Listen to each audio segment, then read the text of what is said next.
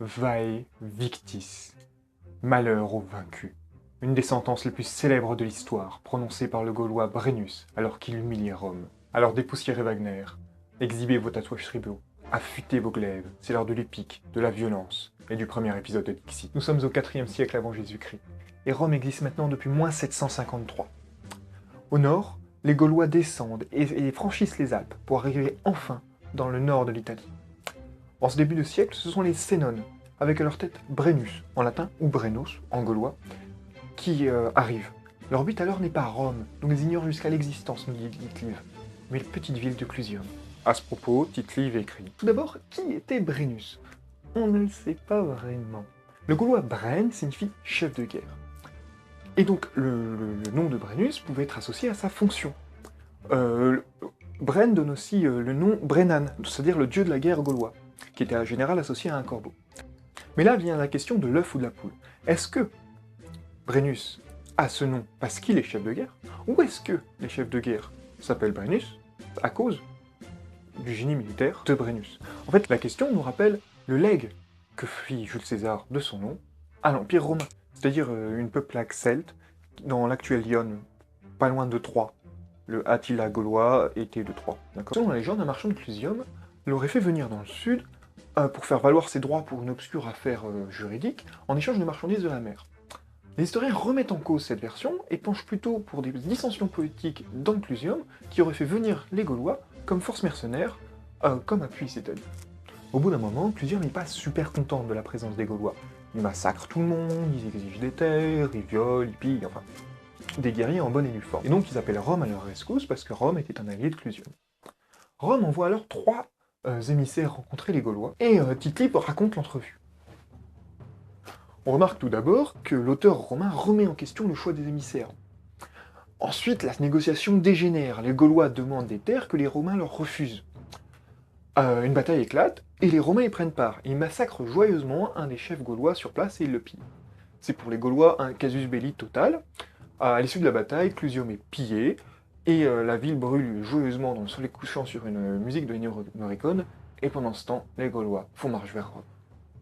À Rome, à ce moment-là, il a banni son meilleur général. On l'a accusé de corruption, et donc Camille, c'est son nom, est en exil à Adré. Alors la route vers Rome est entièrement open bar, et les Gaulois marchent sans rencontrer de résistance jusqu'à l'Alia, qui est une petite rivière. Les récits de l'époque parlent alors d'une bataille qui s'y passe. 15 000 hommes du côté romain, 30 000 du côté gaulois. Les Gaulois chargent comme des demeurés, et ils remportent la bataille. Il arrive 3 jours plus tard dans la cité abandonnée. La ville entière s'est retranchée dans le Capitole avec des vivres pour tenir le siège, et donc Brennus pille et massacre allègrement dans la ville, selon les règles de la guerre de l'époque.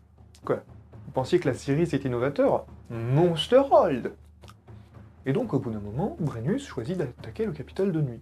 Le Capitole, il y avait les oies sacrées de Junon, et alors que les Gaulois escaladent le Capitole, les oies font un de ces boucans d'enfer, et ça permet aux Romains de s'organiser et de repousser l'attaque. Bon, ça n'empêchera pas les Romains, un peu après, de bouffer les oies quand ils auront besoin de nourriture.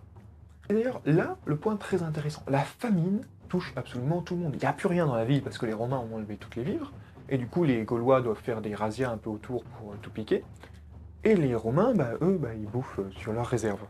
À ce moment, les Romains choisissent de faire un des trolls les plus épiques de l'histoire, c'est-à-dire qu'ils balancent du pain aux Gaulois qui sont en manque de bouffe. Gaulois, Gaulois, Gaulois, c'est qui le petit Gaulois, son papa? C'est qui le petit Gaulois? Hélas, au bout de 7 mois de siège, le capitaine se rend à l'évidence, il n'a plus assez de pain pour nourrir les Gaulois. Il faut donc se rendre. On négocie avec les Gaulois une somme d'argent en échange de la reddition. On dresse donc une balance dans Rome pour le paiement de la rançon. Sauf que les Gaulois, fous comme des communistes, ont tronqué les poids. Et les Romains, à ce moment-là, décident de se plaindre. Ils disent, c'est pas très honnête là ce que vous êtes en train de nous faire. Et c'est à ce moment-là que Brennus saisit son épée, hors du fourreau, et la jette contre les poids, en criant « Vae victis, malheur aux vaincus ». Selon certains historiens, cet épisode est un traumatisme fondateur de la nation romaine. Cette histoire nous plonge surtout au cœur de la première défaite de Rome, mais c'est un récit qui laisse tout de même à désirer. Laissons mariner un peu l'esprit critique, et revenons à la base aux sources qui racontent l'histoire.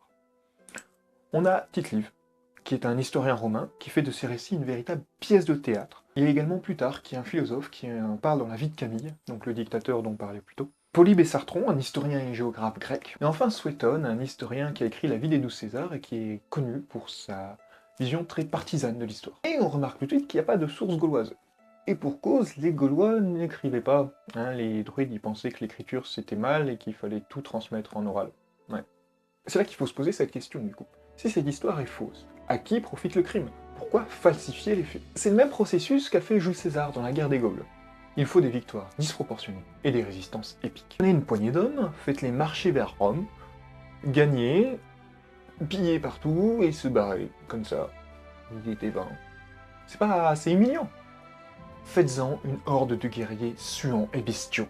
Faites-en un spectacle fait de trahison, de héros et de coups du sort. Rome n'est plus vaincue. Rome résiste vaillamment. Et elle succombe non pas par les armes, mais par la noblesse. La noblesse de savoir se sacrifier au profit de la vie des autres, mais une noblesse trahie par un chef colérique et belliqueux. Vae victis, malheur aux vaincus. Selon les versions de l'histoire, les Romains récupèrent toujours la rançon. Ça va de la récupération immédiate, comme dans Tite-Live, où Camille arrive en Deus Ex Machina pour massacrer les Gaulois, ou ça prend quelques années sur le temps, mais les Gaulois finissent défaits à chaque fois. Et cet acte fondateur en soi marque le début d'une guerre de 1000 ans entre Rome et la Gaule.